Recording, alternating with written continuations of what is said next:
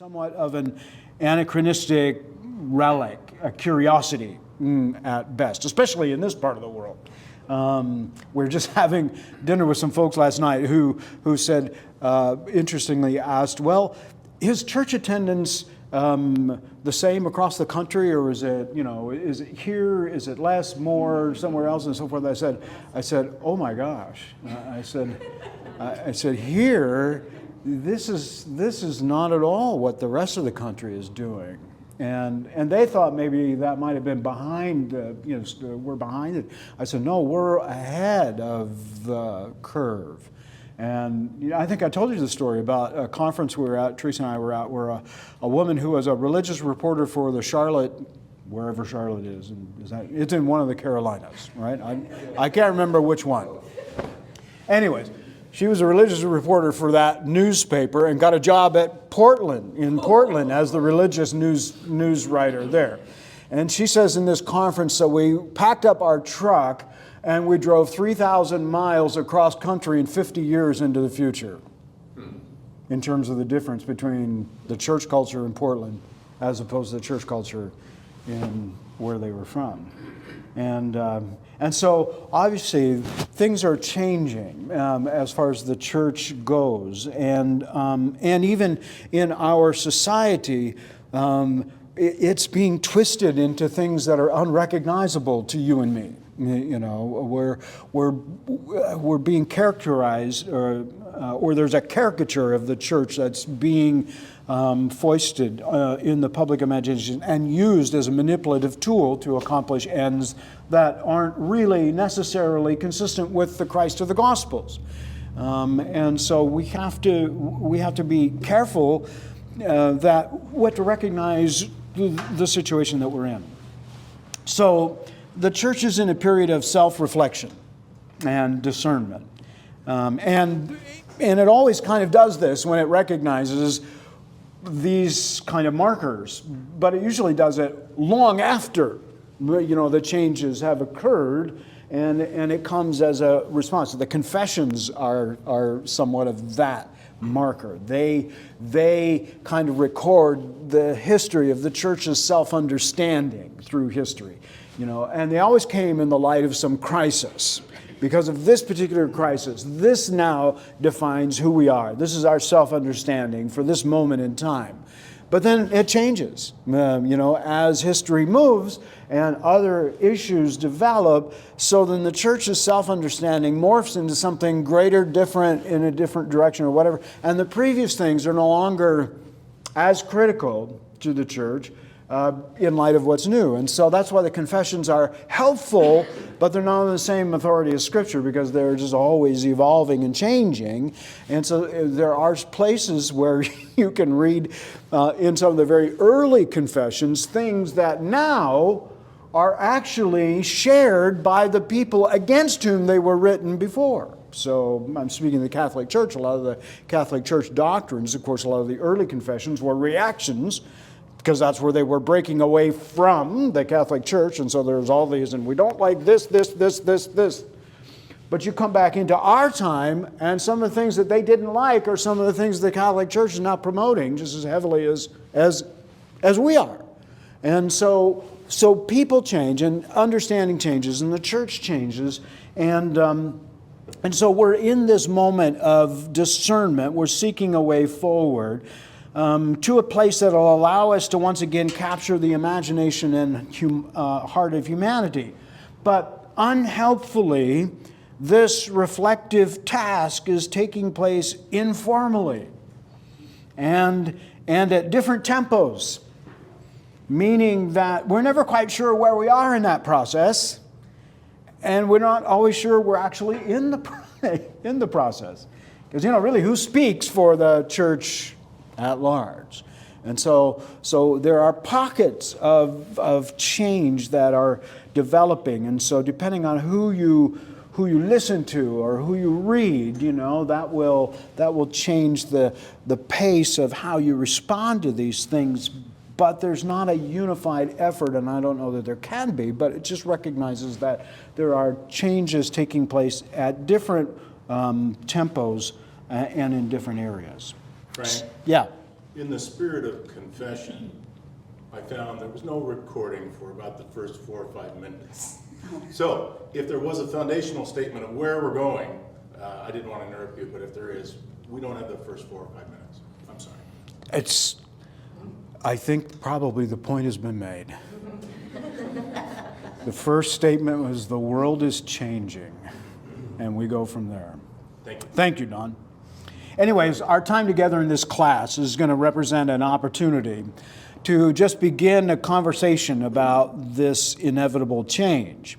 And it's not necessary for the purpose of bringing about radical change to our congregation. So I don't want you to think that, we're deconstructing our congregation here and we're going to find a way to make it different or better or whatever, the new and improved. But that's not the point of what we want to do. What we want to do is talk about the church big C, okay, as a whole. And we want to inform our understanding for the larger questions around the future of the church so that we can lean into that direction, into what God is doing for whatever's ahead whenever that arises. Because change is going to come. Change will come. But will it happen through us or to us? And there's a difference between those two. Through us is changes we welcome. To us are the changes we resist. And we want to make sure that we're on, God's side in that equation. And we don't want to be resisting what God may actually be doing, because there's plenty of history of that happening in the Scripture that we can point to and say, we don't want to do that. And so that's what we're going to do. So our conversations around this topic are going to be informed by a variety of sources. So obviously Scripture is one source that we're going to access. We're going to look at a 20th century theologian, a 12th century Christian mystic, and then in case you didn't get enough of that, a 16th century Christian mystic, and then to bring us home, a little 20th century church historian, and you. But we're not going to study these things necessarily in that order. But those are the sources we'll look at. And of course, you and I are going to have this conversation. And I really do want this to be more of a conversation than a one-way kind of thing. I'll give you some food for thought or some ideas, and then I want us to kind of have a conversation around that. Although, to be fair, I know where I'm going in the conversation, and you don't. So you're still in control. So in some senses, I know how reluctant you may be to enter into the conversation, to say, are we going in the direction you want, or am I going to become an illustration? And nobody wants to be an illustration, I know that. So I'll try to be gentle about that. Okay, so you're ready to jump into this topic? I mean, this is the point at which, like when you're on the flight, and they say, okay, this flight, everyone's seated in, and they say, okay, this flight is now going to this destination. If that's not your destination, now's the time to leave. And I'm thinking to myself, what idiot ever gets on a plane like that and has to have that announcement, to make sure they get, in the right place. And it turns out I was one of those guys. So, because I got on a little plane. When you come out to the smaller planes that are just going between, hubs, and there's just one common gate you're using for 3 different planes. And they're not always clear about which one is going where with the little lines and things like that. And so I did end up on a flight to Spokane when I wanted to be on a flight to Seattle. And there was this fella sitting in my seat that I thought, well, this is really nasty, but I got the ticket, dude, and he goes, well, so do I. And then the announcement comes on, and it's like, oh shoot, I don't want to go to Spokane. Have a good time in Spokane, I hope I can get to the Seattle one. And I thought, I am that idiot who needs that announcement. So, anyways, now is the time. If this isn't the class you thought it would be, now is the time to join the choir, okay? No shame. No shame. We can still drop in 2 weeks.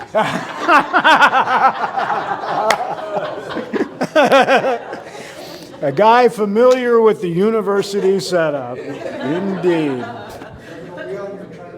It'll be on, no, actually the drops, they do, but they don't show a grade. That was when I was first starting out. They didn't tell me you actually had to fill out paperwork, to drop a class. I didn't know that. So my first semester looks pretty awful, because I just stopped going to class, and I didn't know you had to actually fill out a form to stop doing that. So I got a lot of F's in my first semester.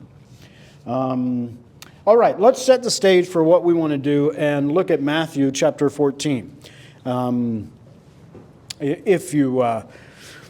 If you have a Bible with you and you want to follow along, we're going to look at a familiar account, but I want to kind of explore it with you in a little bit of detail to set the stage for what we want to do. Okay, so this is Matthew chapter 14, verse 22.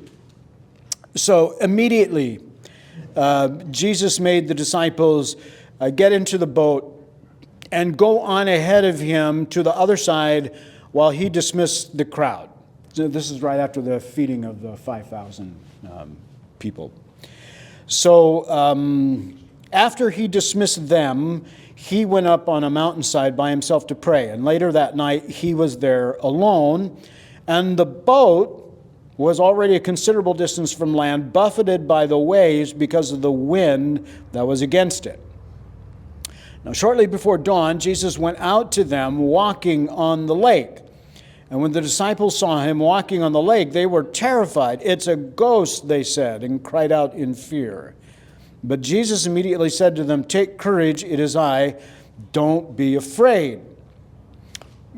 You're not willing to leave well enough alone.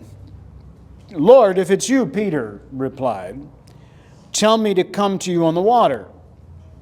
"Come," he said. Then Peter got down out of the boat, walked on the water, and came toward Jesus.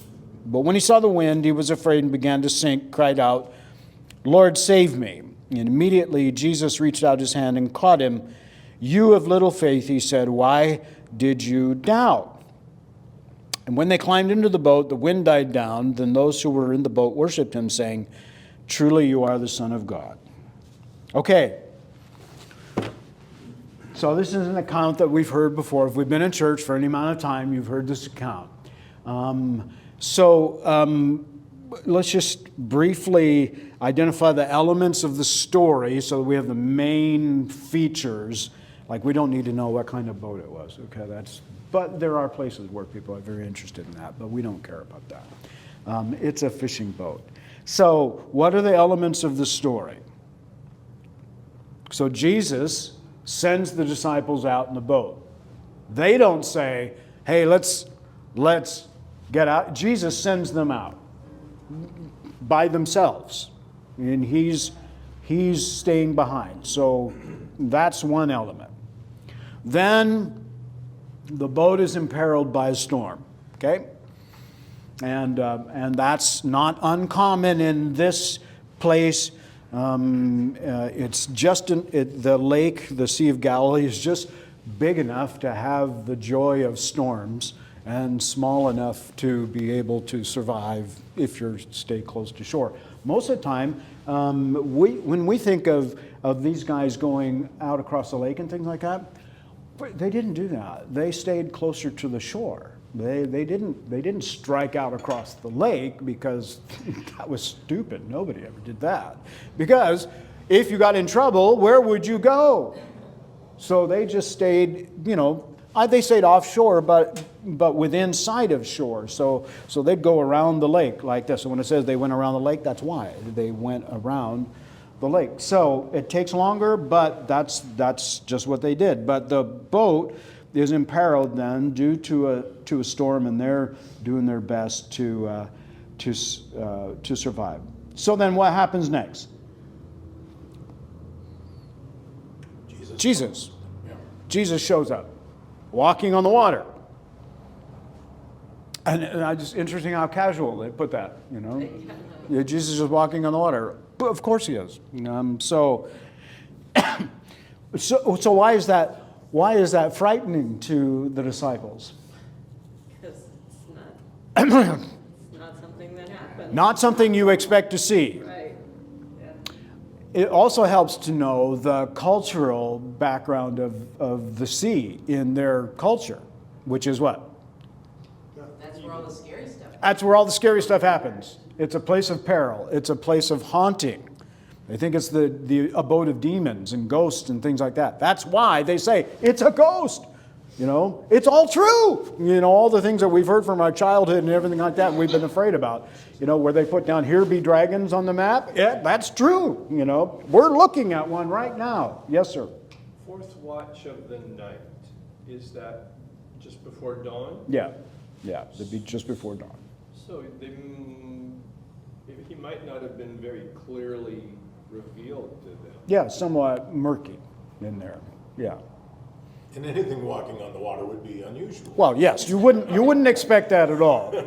Or somebody saying, how close are we to the shore, you know? Yeah. I mean, that would be the other thing. And of course, there are some people who will deny this, you know, who go to great lengths to try and deny anything miraculous in the text. And so they will actually state, well, Jesus was actually walking on the sandy part of the, you know, water where He knew where the stepping stones. he knew where the stepping stones were. Right. Yeah. So we'll take this at face value because I think that's what Jesus, that's what the writer intends.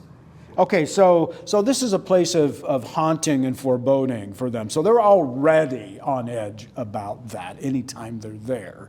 And when they're in a storm, even though they're seasoned, well, some of them are seasoned, not all of them are. They're not all fishermen. So some of them are seasoned, but even they're not comfortable with that because they know how quickly things can go south. And so they're all, you know, in a state of anxiety.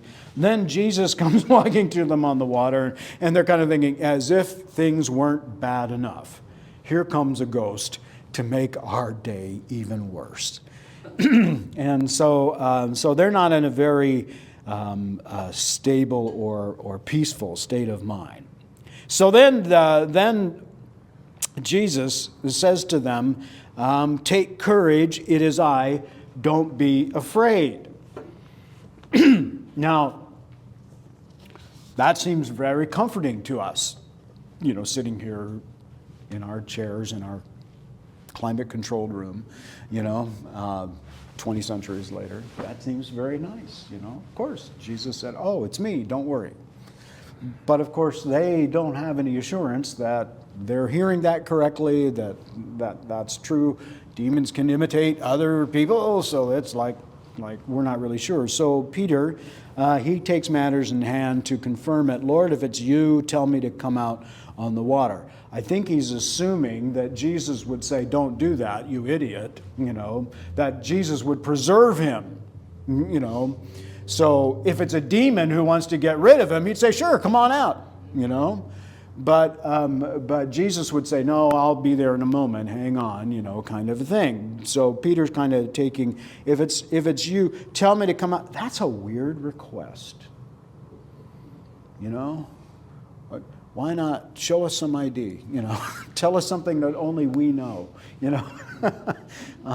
I mean, you know, have me come out on the water. That's an interesting question, and I guess we'll all have to ask him when we get to heaven. Although they have seen him do miracles, so. Well, yes, they have, but that's still a strange thing. Yes. You know, call me out to you.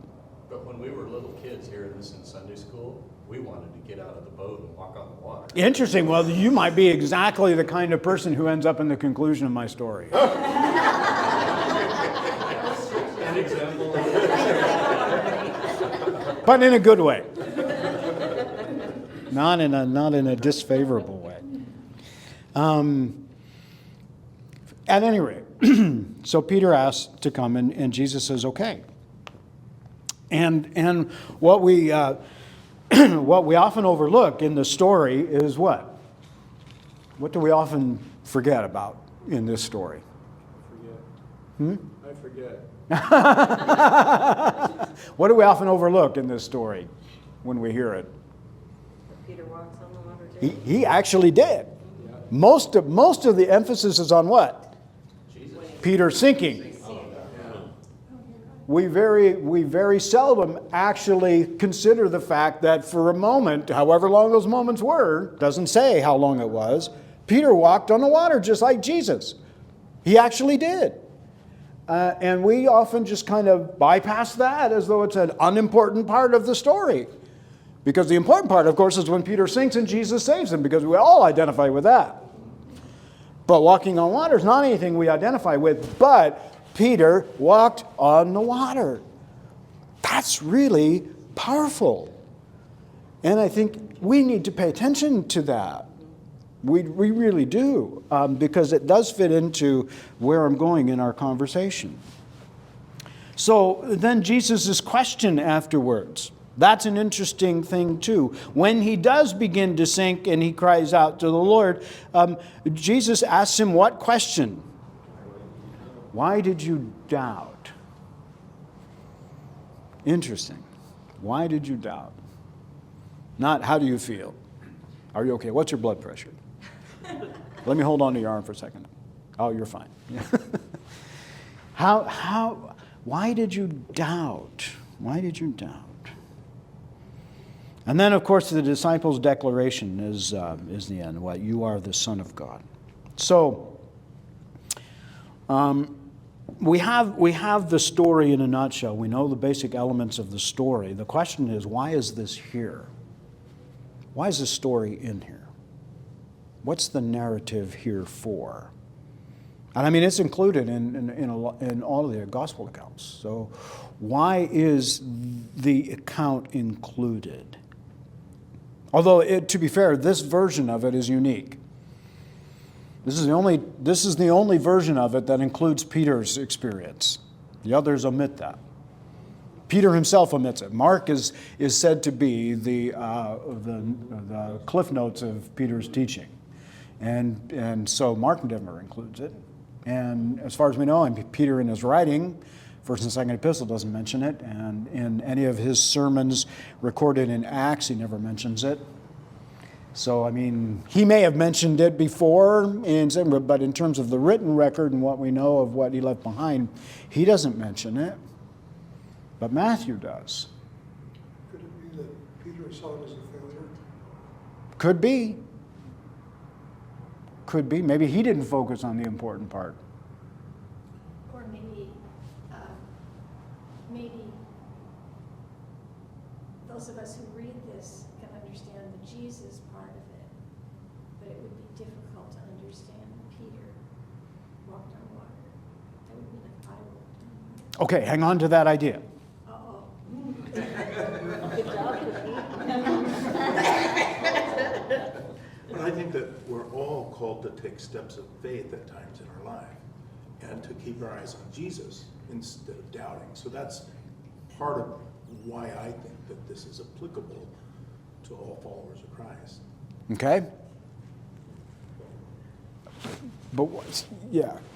Can I make a cultural comment? Which Yeah, sure. may not be relevant at all, but having grown up in the third world around fishermen, they did not know how to swim. Almost all of them Yeah. did not know how to swim. In fishing, They didn't know how to swim? did not know how to Oh. swim. Most fishermen in the third world still don't. And growing up in India, we'd go to the beach, and the fishermen who were there would just be aghast that we were going in the water. Yeah. Same thing I know is true in Africa. I don't know specifically about the Middle East, but I suspect probably the same. Yeah. And yet, wasn't it Peter who swam in when Jesus was Yes. catching fish? So Peter, we know, maybe from this experience, learned to swim.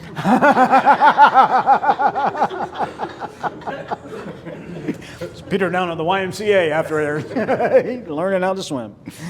May come in handy one day, yeah. Well, that's a good point, though.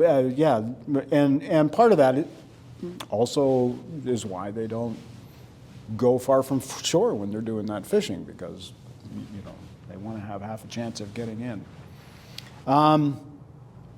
So the basic question is still true, though. Why is this narrative here? It's helpful in telling some aspects of the story of Jesus, but what is the point for us in in this narrative being in the text. And there's a reason why this version of it is in Matthew as well.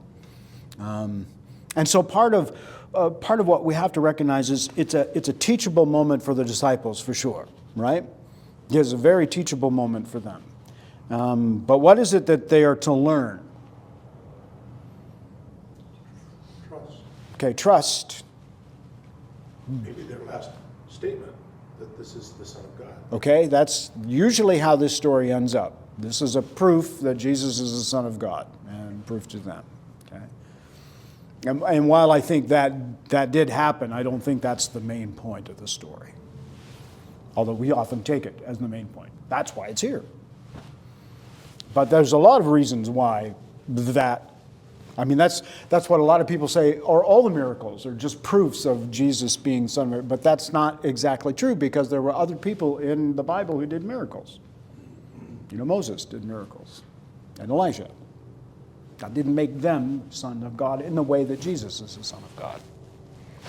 So the narrative is a teaching moment for the disciples, but we have to recognize these aspects of it. Jesus, first of all, Jesus allowed them to experience the peril. He knew what was ahead of them. Jesus allowed them to experience the peril, but he came to them in the middle of it. So Grady Parsons, who used to be the state clerk of the PCUSA many years ago, the title, or not the title, but the main points of a sermon that he preached on this passage once was, Jesus says, go, there will be a storm, you will not die. And those were his points from the message. Of course, a lot of stuff happens in between those points. But those are the main points to remember. And maybe that's, a little bit goes back to what you're saying about this. When Jesus says, do something, you do it. But Jesus allows them to experience the peril, but he comes to them in the middle of it. And in the peril, and here's what I want you to get. In the peril, Jesus invited them to experience a different reality. That's the point. Jesus invited them to experience a different reality. What's the reality they're used to? People don't walk on water. But when Jesus enters a situation, Jesus creates a new reality. And in that new reality, then, the conventional ways of who we are and what we do no longer apply. We need to trust the reality, or trust that Jesus, who has created this new reality, also makes us capable of living in complete agreement with it. Which is why it's so important to focus on the fact that Peter actually walked on the water. It wasn't that Peter got any new powers in himself. He wasn't courageous. He wasn't dancing, necessarily to keep himself above the water. He was engulfed in this new reality that Jesus had created. And had he continued to focus on Jesus in the midst of this new reality, he would have been as safe out in the storm as he thought he was in the boat beforehand. Even safer necessary, because he was with Jesus, And so the point is, the point of the narrative here is that Jesus is teaching his disciples that he is creating a new reality. And that they then are invited to experience that new reality, and that it doesn't work in the same ways as what they're used to. There's a difference in that. But what was it that overtook Peter's experience of the new reality? The convention. Yeah, common sense. The convention of his mind, of his culture. He suddenly looked around and said, like I would in mile half of the marathon that you went through, I would be going, what am I doing here? Well, you finally came to that in mile 18, but that's what happened to Peter. He looked around and suddenly the convention took over and he said, what am I doing out here? And then he begins to sink. I mean, what is the typical focus for folks in a boat that's imperiled by a storm? It's buckets. You get buckets. And you get as many people as you can to bail them. And hope you get more water out of the boat than is coming in. And people don't walk on water in the face of an imperiled boat. They stick with it. But Jesus does. Jesus does. And Peter did. And that's an important point. And would have continued to do so had he resisted the convention that crowded his thinking. So temporarily, Jesus suspended the physical laws that govern this universe, perhaps leading us to understand what the new heavens and earth are going to be like, where these physical laws no longer apply. Yeah, that's a tricky question. I don't know. It means no swimming in heaven. There will be no swimming in heaven. You can't dive into the water, you just stay on top of it. Well, there is. We can't imagine that. There is a passage in Revelation that has a vision of heaven, and it says there is no sea. But that's a metaphorical Right, the sea being the dangerous place of demons and chaos and all of that. Yeah. And of course, there is always N.T. Wright's contention that the life after death. So if you follow that, okay, the life after death. So there is a life after death, but there is a life after that life.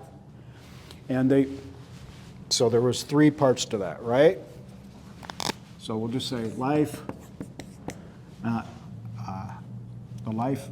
What did I say? After the life after death. The life after death. Oh, after the life after death, I think you said. After But yeah, it's kind of said backwards. the life after death. Okay. Anyways, there's a. Do you remember, those of you that were here previously, that I write in tongues? Did you remember that? So, we do need an interpreter. Dr. Fletcher can read it. We need an interpreter. Yes, he knows exactly. Take 2 aspirin.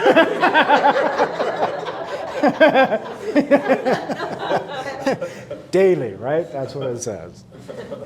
Okay, so the life after death. So Wright's contention is that there's not much in Scripture about this moment.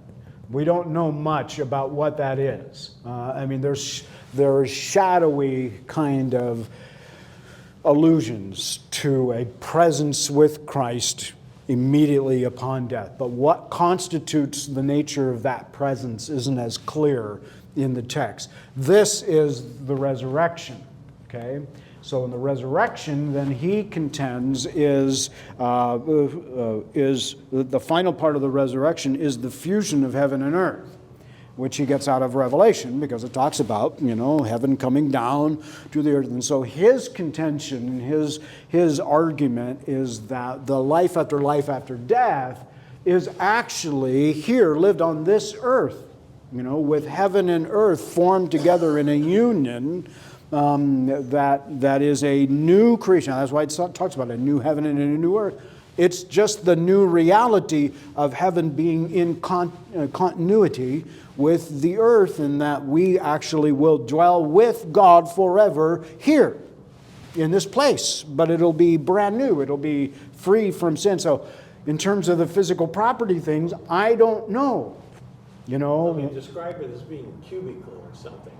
Well, yes, in And Script. that can't happen in this universe because forces of gravity make everything more or less spherical. Yes. It's got to be a totally new, there's no entropy anymore. No. And so all of that is shrouded in mystery. And part of us just has to be comfortable with that. Although some of us want more information, but we're just going to have to be satisfied with less. I'm sorry, that's just not the point. Or suffer. Or suffer. Yeah. So the point is that we don't really know what Jesus did in that moment, honestly. And there is a huge metaphorical application of this account. What would that be?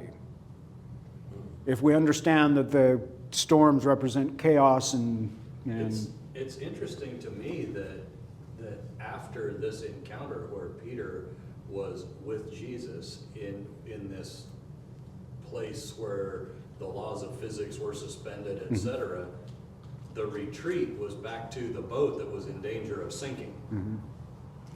Well, Jesus takes them back, but what else happens? He calms the storm. Calms the storm. So Jesus returns them to their convention, and perhaps the signal in this is, wait, there's more coming. Remember Nathanael, when they first found him in the calling of the disciples? What did Nathanael say? Jesus says to Nathanael, what? I saw you under the tree. I saw you under the tree. And what does Nathanael say? He told me something that nobody could know, or something like that. I can't quite remember. Yeah. Nathanael right away says, oh my gosh, you are the Son of God. Because that's exactly where I was when Andrew came and found me, or Peter, or whoever it was. So that's exactly what I was doing. And so he says, you are the Son of God. And what does Jesus say?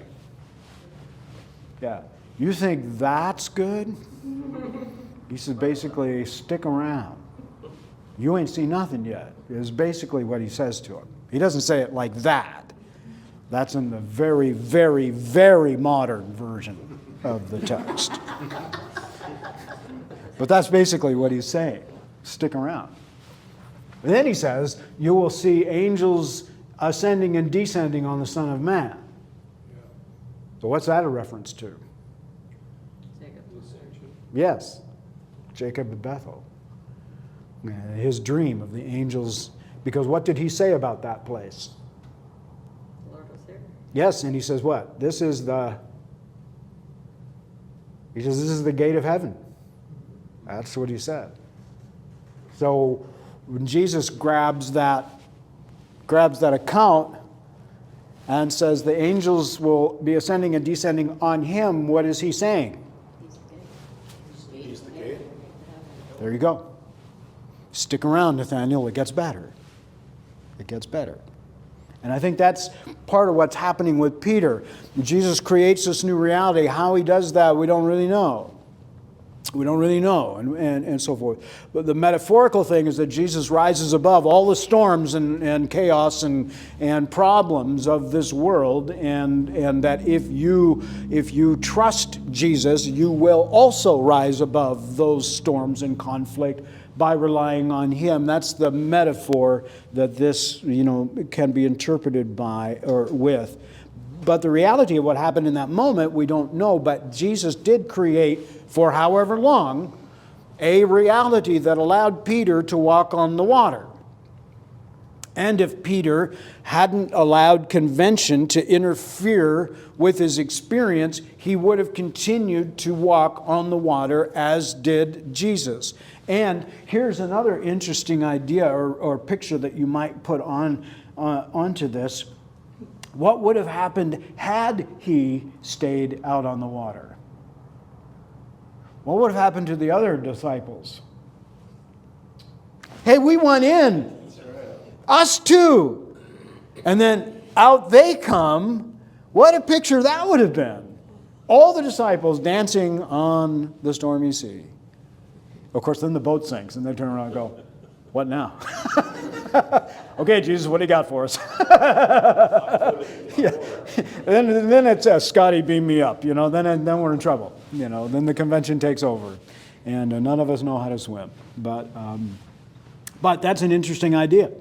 How might that experience have bolstered their confidence? Where would they have gone with that? Instead, what are they thinking? They're sitting there in the boat going, I don't believe I'm actually seeing this, you know. And they're still processing that. That happened a lot with the disciples and Jesus. They had to wrap their minds around some pretty incredible things all the time. And so we sometimes castigate them for being slow of faith and stuff like that. But let's stop and think about the kinds of things they had to absorb in the course of their time with them. And The rest of the disciples, when Peter decided to get out of the boat, probably thought he's totally nuts. yeah. There's Peter being Peter. Bye-bye. Yeah. 11 disciples. Yeah.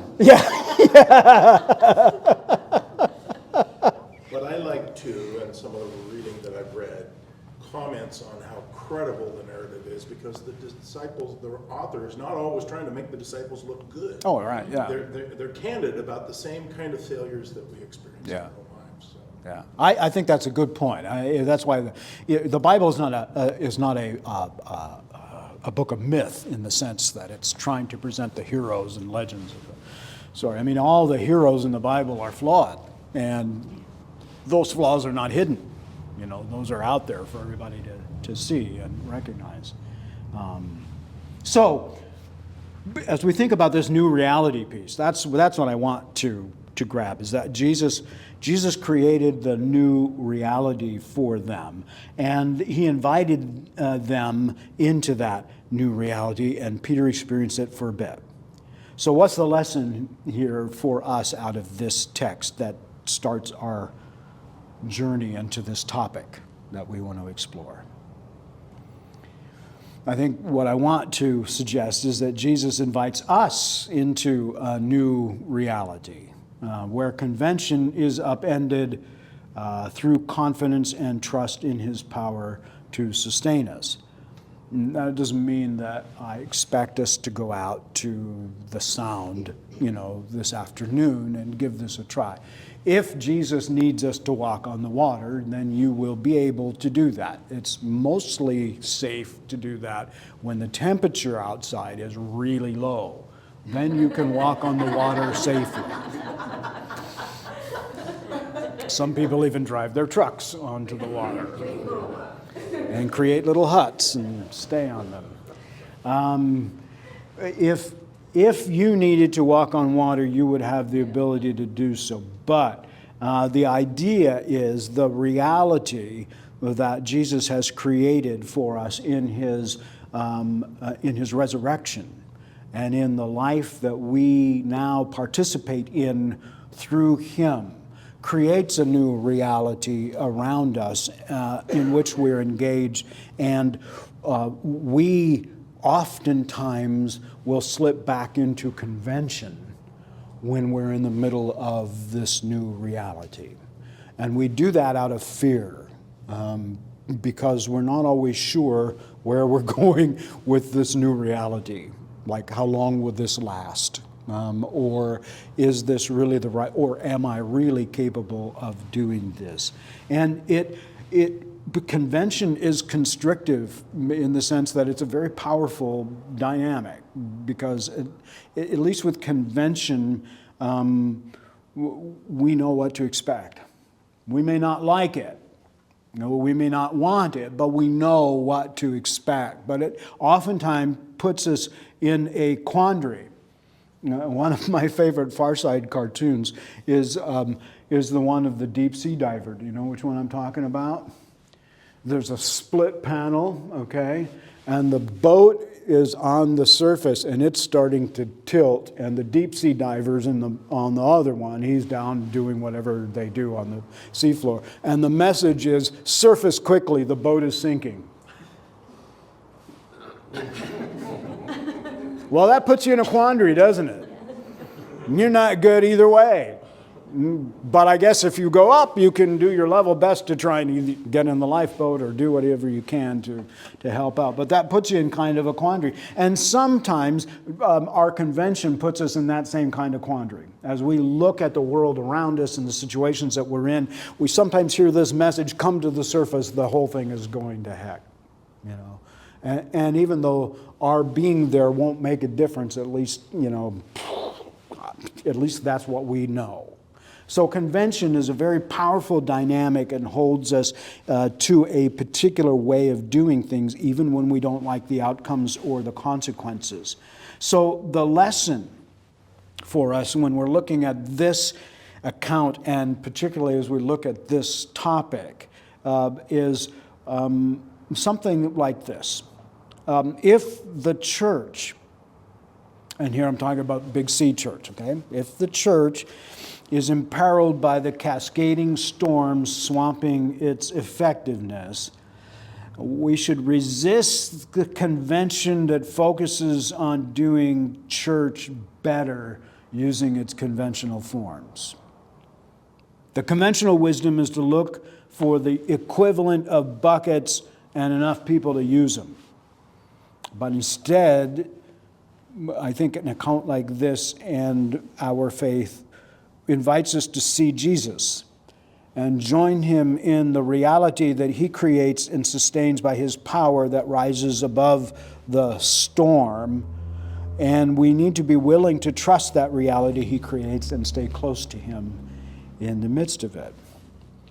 And so how that applies to our setting is to suggest that maybe the church, Big C Church, is in one of these transitional moments where the convention of how we have been and who we have been is no longer capable of sustaining the mission that we're engaged in, because perhaps maybe that in our own mind has changed, and particularly in the world in which we live, has changed. One of the saddest things in the whole world is when you see some of these graveyards for cruise ships. Have you seen pictures of those before? These glittering palaces of self-indulgence, and I don't mean to be pejorative, but that's what they are, right? And you're not going anywhere. You're out turning around to have fun and come back. But which is fine, go ahead and do that, as long as we all know that's what it is. But so these glittering palaces that attract you by having it, they're just rusting away in a harbor, and all the paint is peeling and the luster is gone and so forth. They're no longer capable of doing what they promised in the beginning. And maybe some of that is true about some form of what it means to be the church in our day. Some of the forms that have been really, really effective for us who are here are no longer effective for those who aren't. And they no longer compel them the way they did us, because we came at a different place in a different culture with different ideas, which isn't true. I'm generalizing, obviously. There are exceptions to all of this, you know. But for the most part, what we're finding is that the church is finding itself needing to adapt. And some of the ways that it's needing to adapt are discomforting or sometimes challenging to those of us who are perfectly fine with the way things are. And so what we want to do in the weeks ahead is explore some topics that describe how some of this may be happening, or what may be happening, or what we need to do in order to participate in this without necessarily leaving where we are in the moment. And one of the points that will come up in the lesson that we talk about Phyllis Tickle is that the new emerging forms of church, whatever they are, arise alongside the existing form of church. And in order to honor the new one does not require the old one to be abandoned necessarily. It's just to recognize the priority of resources and perhaps talent and people and energy to that which is emerging and effective but that doesn't necessarily mean we all have to jump ship and join into that, you know. So there is a measure of comfort in the idea that this transition is not a radical, one day we wake up and everything that we know is gone. That's not the way it is. It is easier than that. And so we don't have to be threatened immediately by that. But we do have to be open to that because we do have young people that are relying on us. We have a whole community that needs to understand what is it that happens there. Have you ever wondered that? We're done, by the way, in a minute, so I'll give you this one thought. Have you ever wondered, if you were a non-believer and you drove by these churches and you saw the signs out front and so forth, now, would you just kind of wonder, what do they do in there? What goes on in there? Maybe some of you had that experience. You know, what do they do? And why do people go there and do that?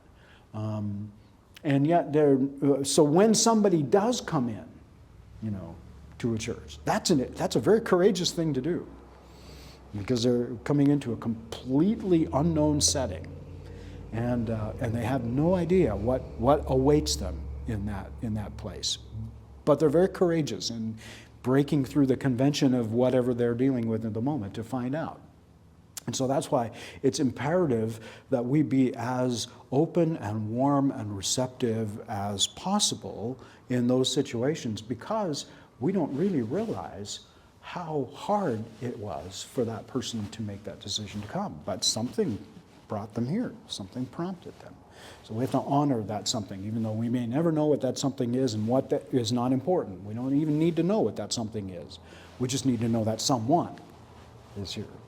And that someone needs the kind of care that only Christ can give. And so our job is to point that person to Christ. And what we want to explore is what are the best ways of doing that as the future unfolds before us. Okay, I did keep you 30 seconds longer. I apologize for that. Thank you, Frank. But see you next time.